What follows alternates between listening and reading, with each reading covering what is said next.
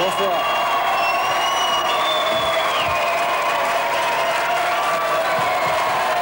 Merci. Bonsoir à tous. Merci au public présent ce soir. Merci à vous d'être là pour le deuxième numéro de Succès, où nous allons ce soir encore vous raconter des histoires fantastiques, des histoires de succès. Pour démarrer, ils sont partis de rien. Ce sont des femmes et des hommes qui ont bâti un véritable empire pour connaître un succès considérable. Qu'est-ce qui se cache derrière cette réussite? Quels sont leurs secrets? Quel est le prix de la réussite? Comment vivent-ils? Autant de questions auxquelles nous allons répondre ce soir. Et puis il y a l'autre aspect, le dérapage. Ils étaient au sommet, la chute est tout aussi prodigieuse. Qu'est-ce qui a pu se passer? Comment sont-ils tombés dans l'anonymat? Comment vivent-ils aujourd'hui? C'est ce que je vous propose dans le deuxième numéro de Succès, dont voici le sommaire. Merci d'être avec nous. C'était l'héroïne d'Hélène et les garçons. Elle a déclenché de véritables émeutes. Elle a été un phénomène de société, alors que quelques semaines plus tôt, elle était une simple standardiste. Nous vous raconterons l'histoire d'Hélène et nous vous dirons ce qu'elle devient.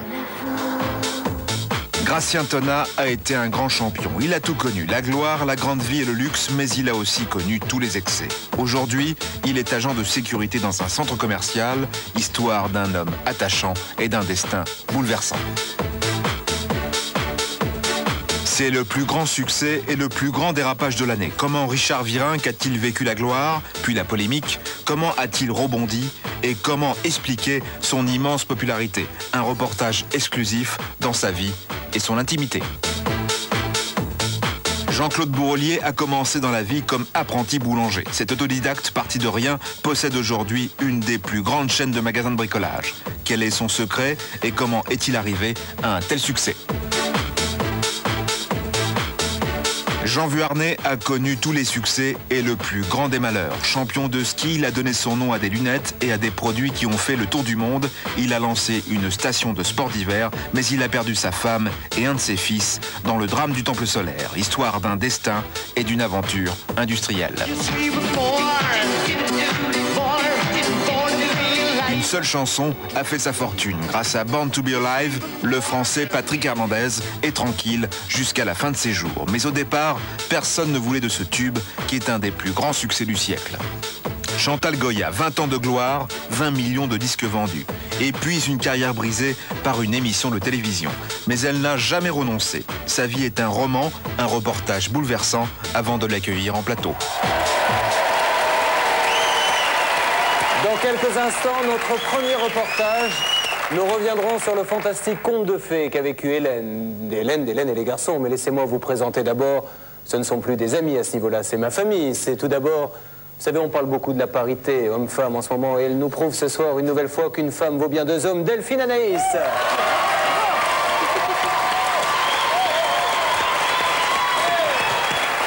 Les chercheurs du CNRS ont tenté désespérément de calculer son QI, sa folie. C'est notre bouffée d'oxygène. Mesdames et messieurs, William Rovelli. La traque de l'information et de l'anecdote sont sa seule préoccupation, le seul, l'unique, Stéphane Bouillot. Et maintenant, un accueil triomphal pour notre invité, Elie Semoun.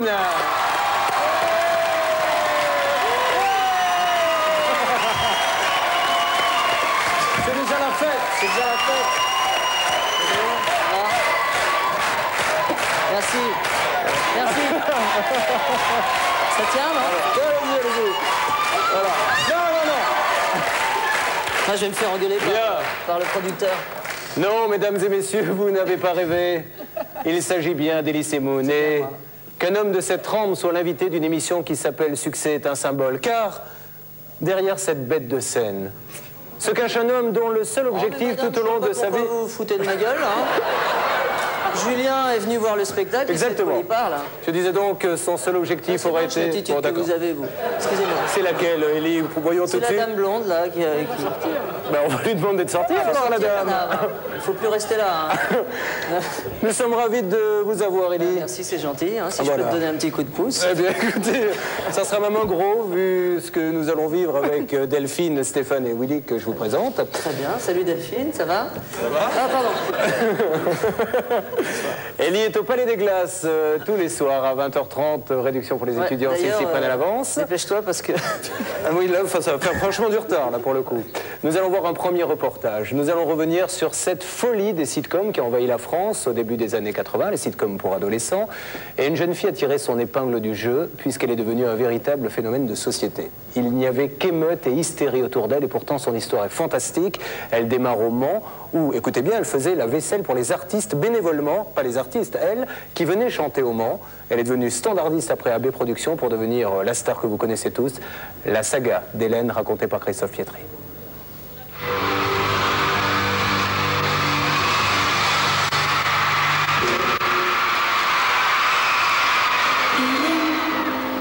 Je m'appelle Hélène, je suis une fille comme les autres.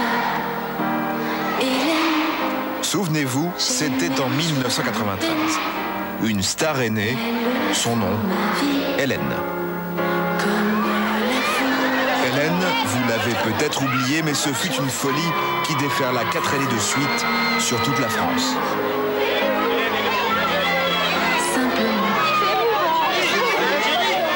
Puis Hélène a disparu. Elle s'est retirée il y a 3 ans, un ras-le-bol survenu sans crier gare, presque du jour au lendemain. Elle était en pleine gloire, mais elle n'en pouvait plus. J'étais tellement fatiguée, j'avais pas envie de tricher, surtout c'est pas mon truc.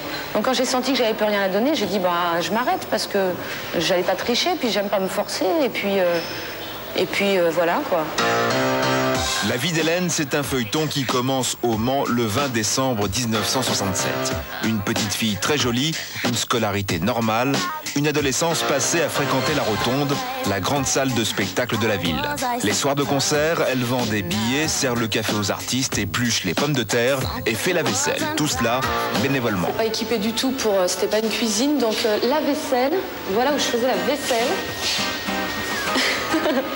T'as l'eau qui arrive là et toi tu es en dessous. Et donc, voilà, j'ai fait ça presque 1 an. Le truc d'Hélène, c'est la chanson, mais c'est une timide. Sa chance, elle la doit au formidable culot de Sophie, sa sœur. Quand Dorothée est de passage au Mans, la grande sœur d'Hélène force la porte du producteur Jean-Luc Azoulay. Ma sœur est allée voir Jean-Luc en lui disant « J'ai ma petite sœur qui aimerait bien chanter ». On a été un petit peu obligés d'écouter cette jeune fille à la fin du spectacle, et c'était Hélène. Et moi, je suis arrivée avec mon tablier, et il m'a dit « C'est toi qui veux chanter ?» J'ai dit « Ben ouais, pourquoi pas ». Et on l'a testé au piano avec Gérard Salès, qui est le compositeur des chansons de Dorothée, et on s'est aperçu qu'elle chantait très bien. Il m'a dit « Bon, bah écoute, viens à Paris », et 1 mois après, je faisais mon premier 45 tours. Dans ces grands yeux verts, il y avait toujours pour moi. Dans ses grands yeux verts, le tout premier disque connaîtra un succès mitigé. Hélène plaît, mais ne décolle pas. Jean-Luc Azoulay, l'homme qui a découvert Hélène et qui a déjà une pléiade d'artistes à son actif, veut croire au succès de sa nouvelle recrue. Alors pour garder Hélène, il l'embauche comme simple standardiste dans sa société AB Productions. Hélène va décrocher les téléphones et classer le courrier pendant 1 an. Mais la chance sourit une fois de plus à Hélène. AB Productions se lance dans les sitcoms. Jean-Luc Azoulay cherche désespérément des comédiens. Il pense à sa standardiste. On a pensé à Hélène, qui était donc la standardiste, mais qui était aussi chanteuse et qui avait fait un petit peu de comédie. On l'a testée, elle a été formidable, et ça a donné donc les premières apparitions d'Hélène en tant que comédienne. Tiens, t'as oublié ça. Mais tu t'aimes complètement, donne-lui son cadeau à Jérôme. Dans Premier baiser, Hélène n'est que la grande sœur de Justine, un rôle de second plan qu'elle va jouer pendant 1 an. C'est un succès d'estime. Mais quelque chose est en train de changer pour Hélène. Une révolution douce, mais implacable, perceptible dans le courrier des admirateurs. Des milliers de lettres qui arrivent tous les jours chez AB. Les gens écrivent, et on s'aperçoit qu'il y a finalement un amour qui naît pour cette personne, et que cet amour est partagé par des millions de gens. Et puis c'est tout, et puis ça, on s'en aperçoit tout naturellement. Les téléspectateurs veulent voir Hélène avant tout. C'est chose faite avec Hélène et les garçons. Le 11 mai 1992, la série démarre. Elle rassemble en moyenne tous les jours 5 millions de téléspectateurs. Ah non, mais ça, il n'en est pas question. Pour Nicolas, la musique, c'est toute sa vie. Ouais, et puis il manque l'écrit d'amour. L'histoire est simple, des copains et des copines qui étudient dans une fac qui n'existe pas et qui se retrouvent à la cafétéria. Et ça marche. On n'a pas essayé de faire brancher, on n'a pas essayé de faire moderne, on a fait quelque chose de sincère. Et je pense que cette sincérité, même si elle a été attaquée, a plu au public. Et qu'Hélène, au milieu de tout ça, a merveilleusement représenté cette simplicité. Les phrases clés de la série, c'était, je sais pas, on va à la cafette. Alors les filles, on va à la cafette, par exemple. La carrière d'Hélène explose, plus rien ne pourra la stopper, si ce n'est elle-même.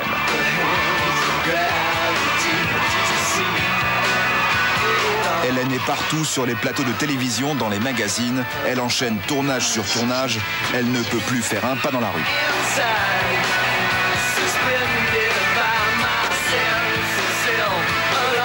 Dans l'audition, ça fait drôle. C'est vrai que quand du jour au lendemain, que tu peux plus sortir de chez toi, que tout le monde te reconnaît. Au début, j'étais peut-être un peu parano. Je regardais mes chaussures. J'ai essayé de me cacher. Et puis maintenant, je vis très bien. Et enfin, j'ai réussi à gérer ça, quoi. Le succès est tel qu'Hélène se vend partout à l'étranger. Hélène, la petite standardiste des débuts, peut à présent se lancer dans sa vraie passion, la musique. Elle remplit d'abord le Zénith.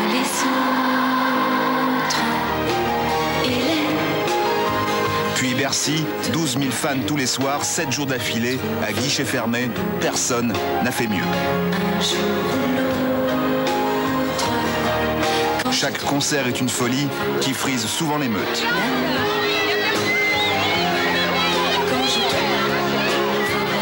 Ce rythme-là, Hélène va le tenir jusqu'au bout, mais le public en demande toujours plus. Les premiers signes de fatigue commencent à apparaître, personne ne le sait encore, mais Hélène veut décrocher.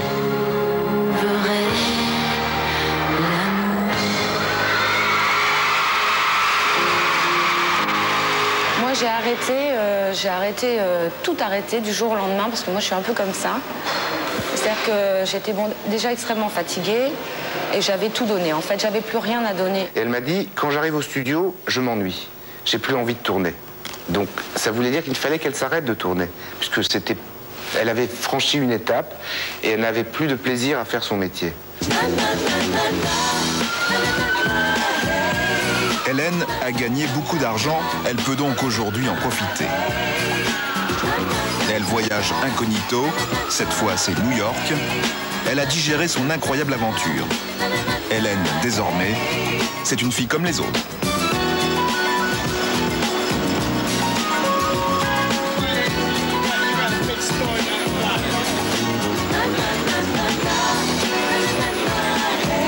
Maintenant, je vis normalement, quoi. Disons qu'à l'époque, je vivais moins normalement, j'avais moins le temps de vivre.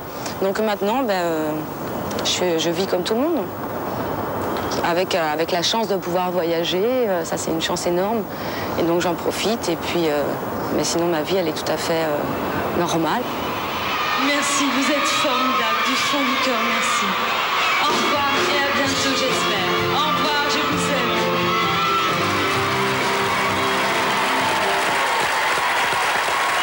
La fantastique histoire d'Hélène. Dans quelques instants, une autre histoire.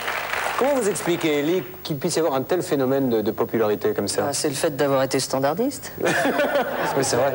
Non, mais c'est tous les gens qui l'ont appelé qui ensuite ont acheté ses disques. C'est uniquement ça, hein. À mon avis, c'est parce qu'il y a des gens qui t'appellent quand tu es au téléphone. Oui. Donc ces gens-là se souviennent que tu as été gentil. Et c'est comme ça que ça s'organise. Bizarrement, on essaie d'étudier le phénomène. Moi, c'est disons, ce que je peux apporter comme explication, hein, si tu préfères. En tout cas, c'est un éclaircissement qui ne... Ah, je pense, oui, je pense. Merci. On va quand même lui demander, Elie. On accueille Hélène.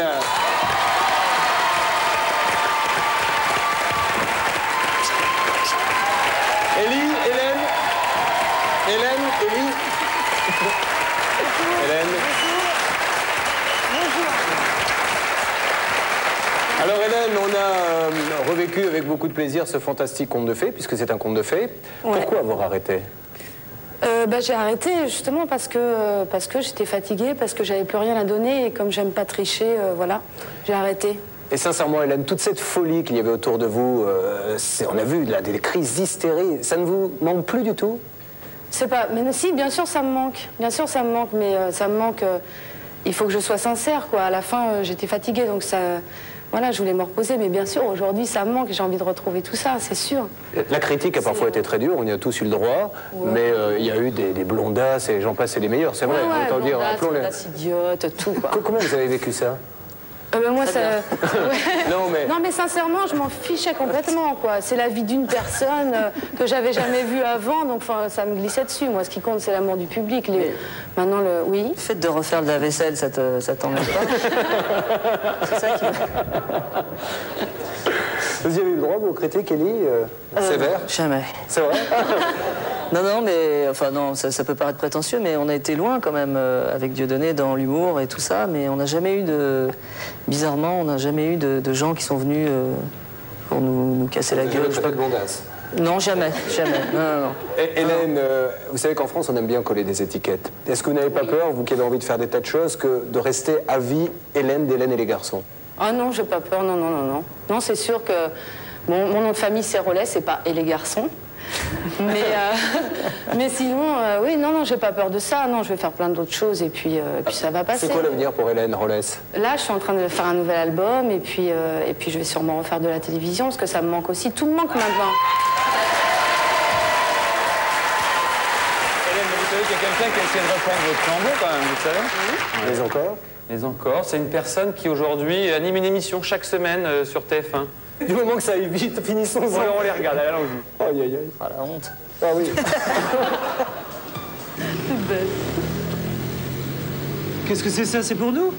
On est planque sur toi? Qui ça? Bah, les paparazzis. Non, c'est pas vrai, ça recommence, attends-moi là. Oh, s'il vous plaît. Oh, viens ici. Dégonflé, là. C'est pour nous. Qu'est-ce qu'on fait? On monte dans la bagnole, on va essayer de le coincer dans la rue.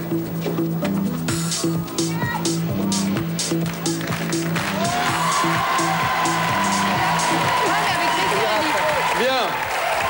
Remettons les choses. Alors,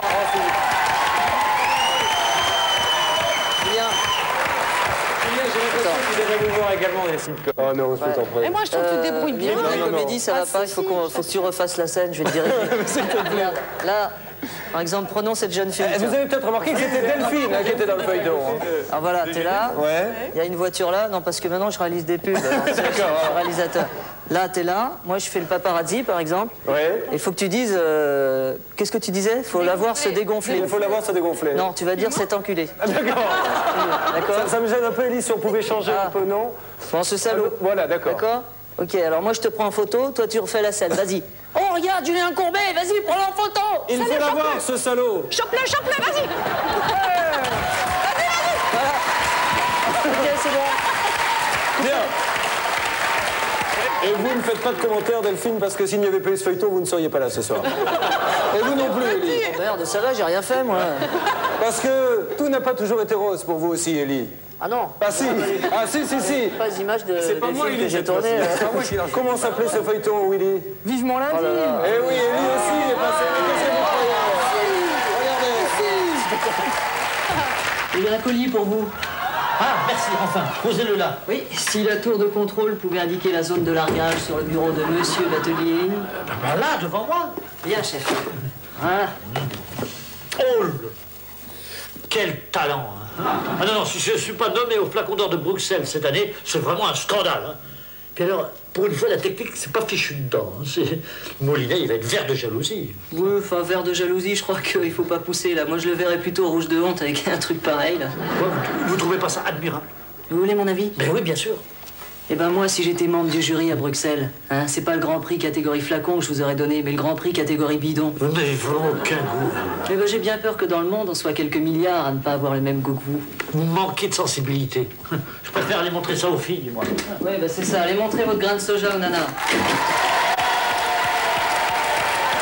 Ah, c'est bon. Ah mais... Bon. Merci, Ellie. Merci. Merci pour tout. Mais depuis, de l'eau a coulé sous les ponts. Et je puis vous assurer que c'est un homme complètement métamorphosé et nouveau que vous voyez au Palais des Glaces tous les soirs. c'est pas ça. Hein. Ah non, pas du tout. Je suis tout seul, il n'y a pas Bernard Ménez. Bien, nous allons regarder un nouveau reportage. Maintenant, il s'agit d'un grand champion qui a connu tous les honneurs, toute la gloire qui est réservée aux grands champions. Et aujourd'hui, cet homme est agent de sécurité dans un centre commercial et il est très heureux comme ça. Comment peut-on passer du stade de champion adulé par tout le monde, par toutes les vedettes, à ce stade-là? L'histoire que vous raconte Christophe Pietri. Hôtel de Paris à Monaco, le plus bel hôtel de la Principauté.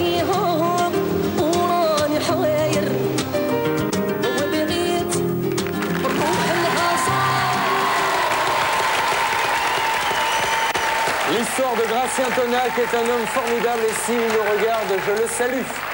Et j'ai vu, Hélène, que vous étiez émue par les derniers plans, cette rencontre, cette histoire d'amour. Bah oui, je suis émue, je trouve ça beau, une belle histoire. Vous ne faites pas de la boxe, vous, parce qu'avec le physique, bien sûr, vous êtes quelle catégorie? J'étais poids lourd, mi-lourd. Et j'étais champion de... Attends, t'es gentil, toi, t'es déjà. Il me demandait de rester dans les limites de la correction.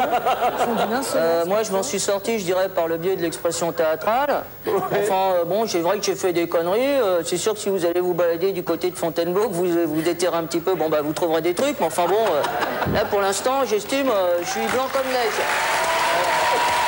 Alors, pour rester dans les limites de la correction, Willy, justement, les catégories, c'est quoi? Quel est votre poids, Ellie? À peu près. Hein. 60 kilos, hein, et je t'emmerde. Alors, 60 kilos, vous êtes super léger. Non, non, je ne suis pas super léger. Alors, vous êtes super. Je suis lourd. Vous êtes lourd, vous êtes vraiment Vous êtes super lourd, en fait. Vous êtes super lourd. Alors, en fait, parce que les catégories, on n'y comprend rien. On n'y comprend rien parce qu'il y a 12 catégories de poids. Donc, je ne vais pas vous parler des 12, sinon on va y passer 2 heures, mais je vais simplement me concentrer sur 3 d'entre elles et vous parler tout d'abord de Xavier. Alors, Xavier, il est catégorie mi-moyen, je vous le présente avec des photos. Voici Xavier qui arrive donc en photo, voilà. Alors Xavier, il est là, donc poids mi-moyen. Ça nous permet de faire la comparaison. La comparaison entre un sportif et un chroniqueur de télévision un petit peu chétif. Là, c'est moi à côté. Le noir, non, pas mal. Voilà, moi je suis blanc à côté. Ensuite, nous avons Mamadou. Alors Mamadou, il est poids moyen, donc il fait 75 kilos, vous voyez, c'est déjà une belle bête de boucherie, vous voyez. Puis moi à côté, j'ai pas l'air bête du tout. Et puis pour terminer, la catégorie des poids lourds, alors il ne fait pas 38 tonnes, c'est très drôle, mais plus de 91 kilos, c'est Fabrice qui est donc là. Voilà, je pense qu'on est bien maintenant ciblé sur les catégories. Moi, il faudrait l'inventer, mon poids. C'est méga poule, je sais pas, ça n'existe pas. Méga souris, ça n'existe pas. Là, tu parles beaucoup de la boxe masculine, mais il faut savoir qu'il y a quand même 4000 femmes qui boxent en France.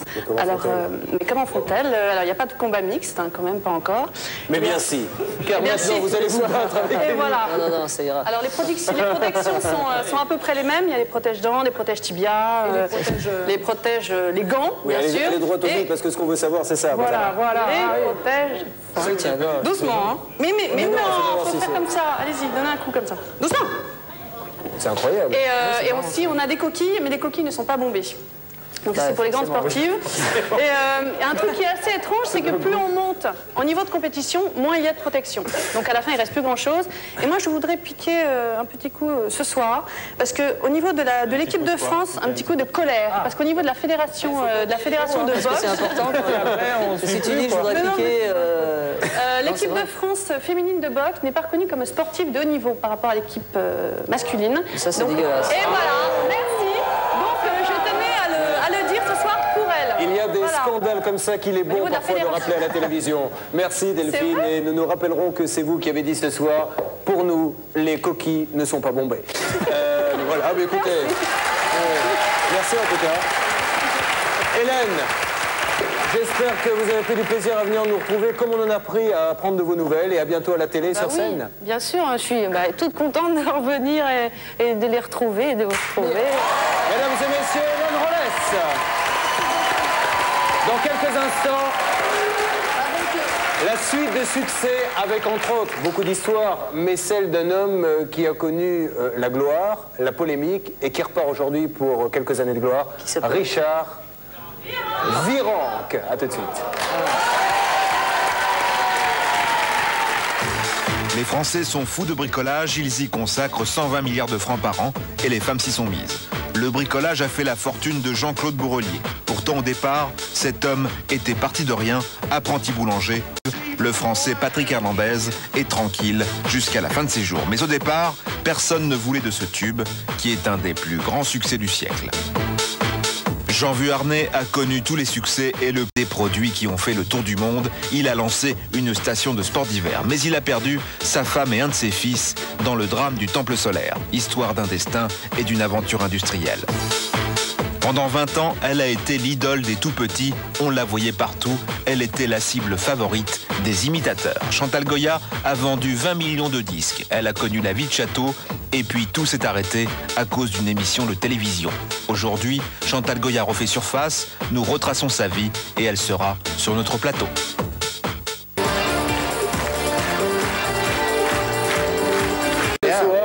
Le week-end prochain, vous danserez peut-être dessus. Et mon grand cheval de bataille. Et qui va continuer d'ailleurs dès ce bien. soir ou dès le week-end prochain, vous danserez peut-être dessus. Patrick Hernandez. Nous allons vous raconter dans quelques instants une nouvelle histoire formidable. Nous allons d'abord l'accueillir sur le plateau. Nous allons parler de l'incroyable carrière de Chantal Goya, qui a rempli les salles, qui a fait danser, chanter des générations d'enfants, qui a eu des coups durs dans sa carrière. On pense notamment à cette émission présentée par Sabatier, qui était le jeu de la vérité, qui aurait pu lui valoir sa carrière. Chantal a toujours su rebondir et nous vous le prouverons dans quelques instants. Mesdames et messieurs, Chantal Goya!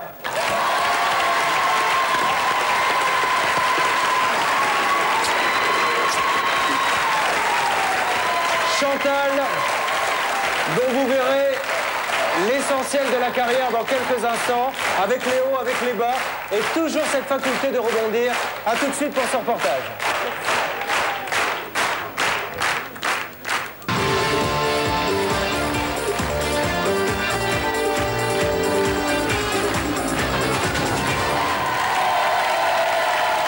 C'est toujours succès et mon invité n'a pas changé, il n'y avait aucune raison. Vous savez, il est là du début jusqu'à la fin, c'est un grand professionnel, c'est Elie Semoun. Allez Elie.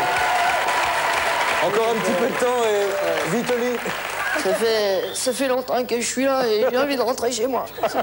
Si quelqu'un m'entend, venez me chercher, c'est au studio de France, parce que là j'en peux plus.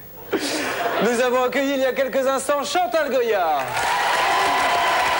dont nous allons maintenant vous raconter l'incroyable parcours. Et Chantal, il y a vraiment quelque chose, moi, qui m'est apparu en regardant ce reportage, c'est cette force de caractère et cette faculté de rebondir. Car dans votre carrière, vous avez eu des hauts fantastiques. Pour ceux qui l'ignoraient, Chantal a été l'une des seules à pouvoir remplir des salles dans la France entière avec 4000 de moyenne, 200 personnes dans la machinerie pour organiser tous ces spectacles. Oui, on n'était pas loin de 200. Et puis, il y a eu quelques couacs, comme cette émission de télévision dont vous avez peut-être entendu parler, qui aurait pu lui valoir sa carrière. Chantal a rebondi de nouveau. Le destin de Chantal Goya, regardez. Elle a 17 ans et c'est son premier passage à la télévision. Elle se nomme Chantal Goya.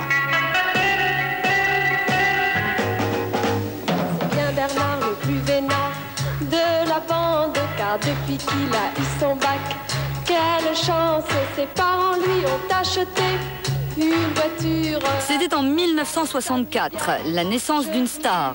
Chantal Goya va rester au sommet pendant plus de 20 ans. Elle vendra 20 millions de disques, elle rencontrera 15 millions d'enfants dans toute la France, elle emploiera jusqu'à 200 personnes. Une carrière incroyable, avec autant de succès que d'épreuves. Et comme dans les contes de fées qu'elle chante aux enfants, tout a commencé par un coup de foudre, sa rencontre avec Jean-Jacques Debout. J'avais remarqué toute seule, dans une petite robe rouge, assise au milieu d'un immense canapé. Il s'est arrêté de jouer, il a traversé tout le salon, il est venu vers moi, il m'a dit... Je suis à peu près sûr qu'un jour on se mariera, on aura 2 enfants, vous serez célèbre vers 30 ans. Ils auront effectivement 2 enfants et Chantal Goya deviendra célèbre au-delà de toute espérance. Avant d'être Bécassine, elle a tourné avec Godard. Quelques films plus tard, elle fut même la partenaire d'un petit débutant, un certain Gérard Depardieu, aux côtés de Serrault. Mais bientôt, c'est le temps des coups durs. Jean-Jacques Debout monte une comédie musicale, W. L'artiste prend des risques financiers et c'est l'échec. Toutes leurs économies sont englouties. Chantal Goya et son mari n'ont pas le choix. Ils s'exilent à la campagne. Et là, j'ai fait des potagers pour manger. Je me dis au moins on aura des bonnes choses qui viennent de la terre et puis, on aura déjà un petit peu plus d'une meilleure santé que d'être à Paris. Chantal se fait une raison. Fini la carrière, elle sera femme au foyer. Mais son destin bascule à nouveau par le plus grand des hasards. Son mari écrit une comédie télévisée pour Sylvie Vartan. La peinture en couleur, à vos pinceaux, messieurs les amateurs. Mais ne dérangez pas. Au départ, Goya n'est pas prévu au programme. À côté de Vartan, c'était Brigitte Bardot qu'on attendait. Et puis Brigitte Bardot, à quelques jours de là, a déclaré forfait, c'était la panique. Et Jean-Jacques a dit, moi je vais demander à ma femme. Et on lui a dit, évidemment, demande à ta femme. Et elle qui élevait ses enfants a dit, moi, mais pourquoi, mais quand, mais comment, mais après-demain. Et c'est comme ça que tout est parti. Petit modèle, on fait la joie de nos parents. Un pauvre homme n'avait pas mangé depuis longtemps. On lui a donné une jolie tarte. Chantal Goya a trouvé sa voix. Dans la foulée, elle enregistre son premier tube, Adieu les jolis foulards. Adieu les jolis foulards, adieu tous les madras.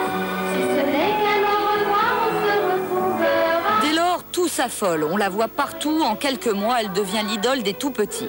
Elle sera même l'ambassadrice de Disney. Tous ses concerts affichent complet. À cette époque, impossible d'échapper à Chantal Goya. Rançon de la gloire, elle devient la cible favorite des imitateurs, à commencer par Thierry Le Luron. Il est drôle et fou, mais quand j'étais... Même si en coulisses, ce sont les meilleurs amis du monde. Son succès s'explique. Chantal, c'est la magie de l'enfance, mais surtout une formidable organisation. Plus de 200 employés, 40 constructeurs de décors, des costumes et une mise en scène grandiose, tel ce dragon de 7 mètres de haut. On avait 18 wagons, c'est presque un train spécial, qui suivait, qui arrivait, qui précédait la tournée. Et à partir de ce moment-là, j'ai commencé à avoir des craintes. Je me suis dit un jour, j'ai peur qu'un jour il arrive quelque chose, un jour ça peut s'arrêter, un jour pour un grain de sable. Ce grain de sable qui va gripper la machine en pleine gloire, c'est le jeu de la vérité, l'émission de Patrick Sabatier.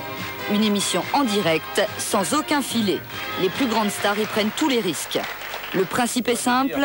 Que vous pouvez poser toutes les questions que vous voulez. Pour Chantal Goya, cette émission sera une catastrophe. À tel point qu'aujourd'hui encore, elle refuse de revoir ses images. J'avais dit à Chantal, tu es trop sensible, tu ne pourras jamais te sortir de ce style d'émission. C'est une émission qu'elle n'aurait jamais dû faire. Elle s'est dit, ma franchise vaincra. Donc, j'ai rien à me reprocher, elle n'a rien à se reprocher.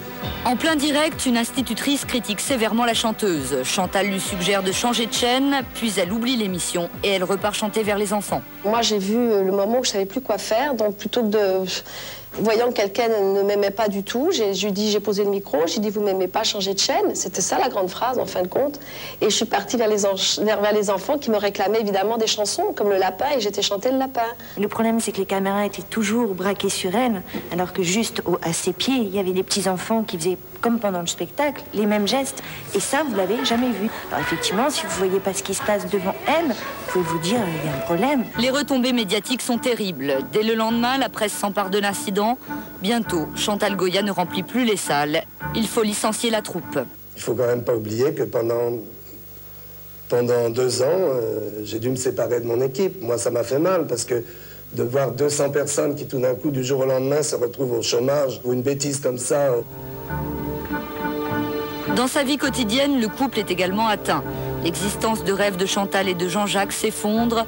Finalement, tous leurs biens personnels sont saisis. Face aux huissiers, Chantal reste philosophe. Moi, j'étais en train de boire mon café un matin, puis ils sont arrivés, ils ont tout emmené. Je ne comprenais pas ce qu'ils emmenaient. Puis ils ont vidé la maison. Oh, ben, j'ai dit, ça, vous emmenez ça, et puis ça aussi. Ils m'ont dit, bah oui, c'est précisé, c'est comme ça. Bon, ben, j'ai dit, écoutez, j'espère que les gens qui les auront seront heureux avec, comme nous, on a été heureux. Mais ça m'a pas tellement... ça m'a pas choquée. Je n'allais pas me mettre à pleurer devant tout le monde, c'était ridicule. Donc j'ai essayé d'être très forte, mais j'y suis arrivée. Et puis je me suis dit, c'est une période de ma vie, voilà, c'est passé. Et puis maintenant, ben, on va recommencer autrement. Fini la vie de château. La France boude Chantal Goya, mais Chantal ne renonce pas. C'est une bagarreuse. Elle part chanter pour les enfants du monde. Tahiti, Nouméa, l'Afrique, le Liban. Avec certes moins de moyens, mais toujours le même entrain. Dans les moments les pires qu'on a eus, c'est toujours elle qui a donné le petit truc qui fait que, hop, ça repart et puis le public la suit. J'ai jamais baissé les bras, jamais, jamais, jamais. Je suis peut-être celle qui y croit peut-être le plus. Il faudra plusieurs années pour que Chantal Goya rebondisse. En 1994, elle revient au Palais des Congrès. C'est toujours la même et le public est au rendez-vous. Quant à son mari, c'est toujours lui qui écrit les spectacles. À Noël, au Théâtre de l'Empire, c'était le grenier au trésor. Goya a joué à guichet fermé. L'avenir, j'ai jamais imaginé venir peut-être ici un jour, mais peut-être que maintenant, au bout de 25 ans, peut-être que ça serait formidable de voir ici défiler toute une carrière, tous mes personnages, toute une histoire qui a été entre les enfants d'hier et ceux d'aujourd'hui. Sa vie a toujours été un roman et même au milieu de la tourmente, elle n'a jamais voulu renoncer. Je ne laisserai pas tomber tout cet univers de bonheur que j'ai eu et que j'ai pu transmettre. Je me dirais pas, bon voilà, on arrête tout, on va faire autre chose, on ferme les placards, on oublie. On peut pas oublier tout ça. Moi, je peux pas oublier. C'est peut-être la plus belle chose de ma vie, avec mes enfants et mon mari. Que tu as chanté jour après jour, et mon cœur tremblait à chaque instant.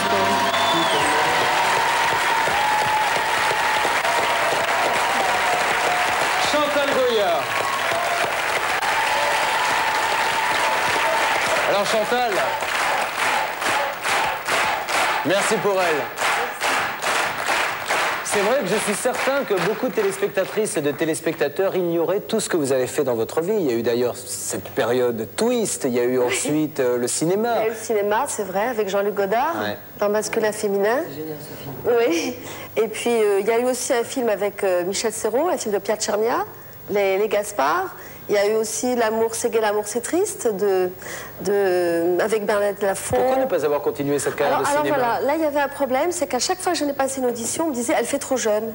Alors je me disais bon bah qu'est-ce que je vais faire? Alors je repartais à la maison. Et on est bien d'accord que c'est l'épisode Sylvie Vartan, donc le duo que l'on a vu dans ce reportage, qui a lancé votre carrière de chanteuse pour les enfants. Voilà, alors là il s'est trouvé que j'ai chanté Adieu les jolis foulards parce que j'ai une grand-mère qui habitait la Martinique, puisque maman est née en Martinique. On est une famille qui a beaucoup voyagé. Donc on est parti de Martinique en Vietnam, où je suis née, du Vietnam en France. Enfin on a toujours vécu des hauts et des bas dans la famille. Ensuite Chantal. Alors on est arrivé pour chanter, je suis venue chanter Adieu les jolis foulards, je savais pas qui trouver. J'ai pris d'abord mes enfants, et puis les enfants du village. On a pris le train, le métro, on est arrivé au but de Chaumont, mon foulard à la main, j'ai fait adieu les jolis foulards. Et puis là, tout d'un coup, j'ai dit à Mariti, bon ben voilà, j'ai fini, je rentre à la maison. Mais Mariti m'a dit quelques jours après, tu peux pas imaginer, il n'y a que des sacs postaux avec des lettres et des lettres, il faut que tu chantes cette chanson. Mais j'ai dit, mais Mariti, moi je fais pas, j'ai pas d'argent, c'est compliqué, si, fais-le. Et à ce moment-là, j'ai eu 20 000 francs de mon père qui m'a dit, consacre-le aux enfants. Et ce disque, je l'ai refait pour donc l'amener aux maisons de disques. Et bien là, c'était encore la grosse galère, que personne n'en voulait. Donc je disais à quelqu'un qui était dans une boîte, j'ai un disque formidable, mais personne n'en veut. Et là, c'était le président des disques RCA, François Dacla, que je veux vraiment remercier parce qu'il a cru ce soir-là, en cette chanson, et ensemble, c'est vrai qu'on a fait 20 millions de disques. Ensuite, donc c'est ça, 20 millions de disques, 15 millions de spectateurs qui ont nécessité, si vous me le permettez, 18 wagons, j'ai vu ça. 18 wagons de Roland. Il est ami avec Jacques Calvet ou... Voilà. Non, je dois dire que Roland Hubert, qui a été mon producteur pendant toutes ces années, pendant pratiquement toute ma carrière, est quelqu'un de formidable parce que lui, et avec Gilles Paquet, mon agent, qui était mon attaché de presse aussi, ils sont venus me chercher un jour, ils m'ont dit, Chantal... Et Jean-Jacques, on a quelque chose pour vous, on va vous offrir une grande salle, le Palais des Congrès. On vous a vu à l'Olympia où moi je jouais à 11h du matin, à 14h, à 17h. Et dit Mitchell, qui était le soir, il était affolé, il dit mais qu'est-ce que c'est que tous ces enfants? Je dis bah oui, ils sont là et c'est merveilleux. Et puis après, on a monté le soulier qui vole et puis toute la suite a continué jusqu'à Mystérieux Voyage de Marie-Rose. Chantal, vous ne vous êtes pas beaucoup exprimée sur cette émission de télé depuis longtemps parce que c'est vrai. Elle est loin, elle a 15 ans. Qu'est-ce qui s'est vraiment passé ce jour-là? Parce qu'on ne voit pas les enfants sur les images. Voilà, alors moi je me souviens que j'étais au Palais des Sports de Lyon et je chantais donc le Mystérieux Voyage qui était une très belle histoire et je venais terminer ce spectacle. Et donc le jeu de la vérité avait lieu dans mes décors, dans le spectacle même, avec le même public qui était le mien, à 8h30. Moi j'avais fini à 6h, le temps de se remaquiller et de repartir sur la scène.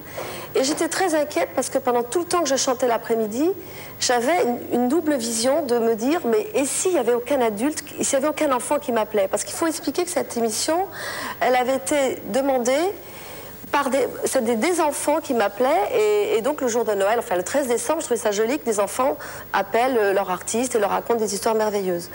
Et Jean-Jacques avait déjeuné la veille avec toute l'équipe, donc le producteur, le présentateur et les personnes qui s'occupaient de l'émission. Et c'était vraiment une émission pour les enfants, avec des enfants qui appelaient.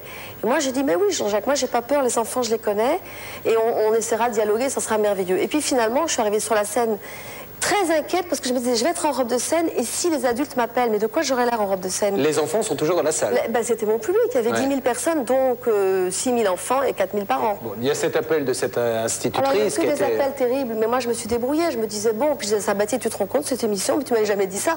En faisant, je prenais à partie, mais lui il était terrorisé parce qu'il disait, qu'est-ce qu'elle va dire pourvu qu'elle ne dise pas à un moment, mais tu m'avais promis des enfants. Et puis moi, j'ai continué à me dire, il y a tellement d'enfants qui revenaient près de la scène que je leur chantais à des moments des chansons. Je revenais m'asseoir, je repartais pendant qu'il y avait des duplex qui avaient été faits. Votre façon de vous défendre de cette agressivité, ça a été de chanter le lapin devant les enfants. La maîtresse d'école, elle m'a raconté quelque chose que je n'ai absolument pas compris. Parce que les questions, je ne les entendais pas. Et puis j'entendais Chantal, une chanson. Bon, ben j'ai dit, à un moment j'ai entendu vaguement, parce que Sabatier lui a dit, reposez la question. J'ai dit, bon, j'écoute, qu'est-ce que c'est? J'ai dit, écoutez-moi, vraisemblablement, vous ne devez pas du tout m'aimer, je ne comprends rien. Donc moi, les enfants qui sont là sont tellement adorables que je chante pour eux. J'ai posé le micro, j'ai chanté, puis voilà. C'est devenu l'histoire du siècle. Bon, finalement, moi je trouve que c'est une goutte d'eau et un grain de sable. C'est une goutte d'eau parce que vous avez la volonté de redémarrer, parce que sinon ça aurait pu vous coûter cher. J'ai toujours considéré que c'était rien, ça m'a coûté très cher, mais j'étais tellement sincère et je suis toujours sincère que même si c'était à refaire demain, je ferais la même bêtise. Parce que finalement, je suis quelqu'un... Allez, Chantal, allez chanter le lapin devant les enfants. non, Chantal, je plaisante. Chantal, la bonne nouvelle, c'est que l'on va vous revoir. Oui. Parce que c'est incroyable, il y a des générations d'enfants, et à chaque fois que de nouveaux enfants arrivent, comme ça, pour découvrir des spectacles, ils sont là présents.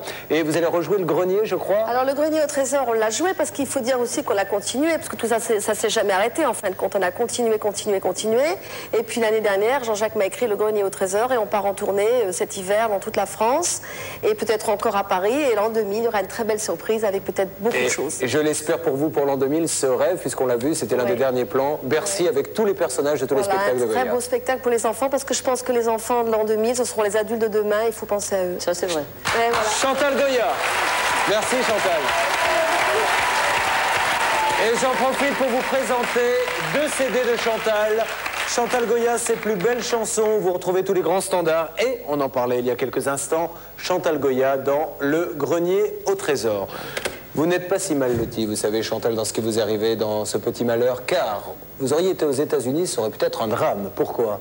Oui, enfin, en tout cas, l'incident que vous avez connu, Chantal, sur un plateau de télévision, c'est rien comparativement à ce qu'on peut voir aux États-Unis. Je voulais dire un truc. Il y a des choses aux États-Unis. Il y a quelque chose, Eddie, non? Oui, c'est dégueulasse. Tout à l'heure, on avait répété, on explique aux gens, parce que l'émission est en direct, on avait répété un petit truc tous les deux.